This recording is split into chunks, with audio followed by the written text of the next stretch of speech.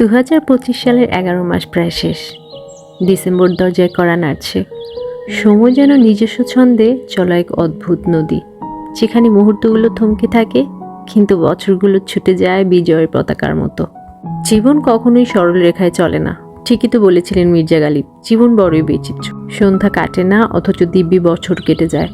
এই কথার মধ্যেই যেন লুকিয়ে আছে আমাদের প্রতিটি অপরাহ্ন, প্রতিটি অপেক্ষা, প্রতিটি ভাঙা আর জোড়া লাগার গল্প।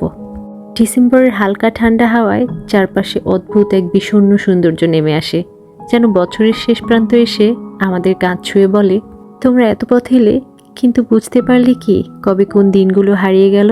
সন্ধ্যাগুলো এই সময় আরও নির্জন লাগে।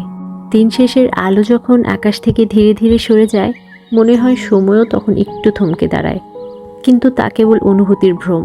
বাস্তবে তো সময় ছুটে চলে, বাধা মানে না, প্রতীক্ষা বোঝে না, বিষাদ বোঝেও থামে না। আমরা বসে থাকি, ভাবি কাটছে না সন্ধ্যা, অথচ হঠাৎ দেখি আরেকটা বছর শেষ। কথা ছিল জীবনকে বোঝার, কিন্তু জীবনের নিজেরই তো ভাষা আলাদা, যেখানে কিছু সুখ হাতছাড়া হয়, কিছু দুঃখ জমে থাকে বুকের কোণে, আবার কিছু হাসি অজান্তেই হয়ে ওঠে শক্ত থাকার প্রতিবাদ। এই শেষের মাসটায় মানুষ অদ্ভুতভাবে হিসেব কষতে বসে। কি পেলাম, কি হারালাম, কারা এলো, কারা চলে গেল, আর কে ছিল যে থেকেও যেন ছিল না।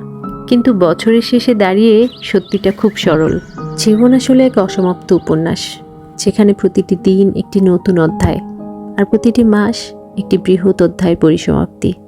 জীবন কখনোই পুরোটা বুঝতে দেয় না, শুধু এগিয়ে যেতে বলে, সন্ধ্যার মতো ধীরে, বছরের মতো দ্রুত। ডিসেম্বর আবারও এসেছে। এবার হয়তো অন্যরকমভাবে শেষ হওয়ার পালা।